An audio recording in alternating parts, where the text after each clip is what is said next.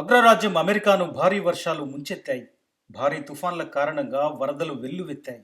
వాగులు వంకలు పొంగి పొర్లుతున్నాయి. వరదల కారణంగా ఇప్పటి వరకు 9 మంది చనిపోయారు.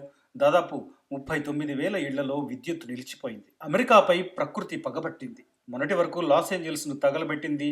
కార్చిచ్చు కారణంగా భారీగా ఆస్తి నష్టం వాటిల్లింది. ఆ తర్వాత అమెరికాలోని అనేక ప్రాంతాల్లో తీవ్రమైన చలిని ఎదుర్కొంటున్నారు. ఇప్పుడు భారీ వర్షాలు ప్రజలను తీవ్ర ఇబ్బందులకు గురిచేస్తున్నాయి. వాతావరణంలో వచ్చిన మార్పుల కారణంగా కనీసం 9 మంది మరణించారు. మరణించిన వారిలో 8 మంది కెంటకీకి చెందినవారు. భారీ వర్షాల కారణంగా నదులు పొంగి ప్రవహిస్తున్నాయి. రోడ్లు జలమయమయ్యాయి. ఫలితంగా జనజీవనం అస్తవ్యస్తంగా మారింది. వరదల్లో చిక్కుకున్న వందలాది మందిని రక్షించే ప్రయత్నాలు కొనసాగుతున్నాయని కెంటకీ గవర్నర్ యాండీ బషీర్ తెలిపారు. కార్లు నీటిలో చిక్కుకోవడం వల్లే అనేక మరణాలు సంభవించాయని, అందులో ఓ తల్లి, ఆమె 7 ఏళ్ల బిడ్డ కూడా ఉన్నారని బషీర్ తెలిపారు. భారీ వర్షాలు కురుస్తుండటంతో ప్రజలను బయటికి రావద్దని సూచించారు.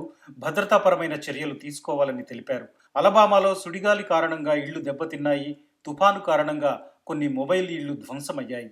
చెట్లు కూలిపోయి విద్యుత్ లైన్లు దెబ్బతిన్నాయి. ఉత్తర నగరమైన టస్కుంబియాలో భవనాల పైకప్పులు భారీగా దెబ్బతిన్నాయి.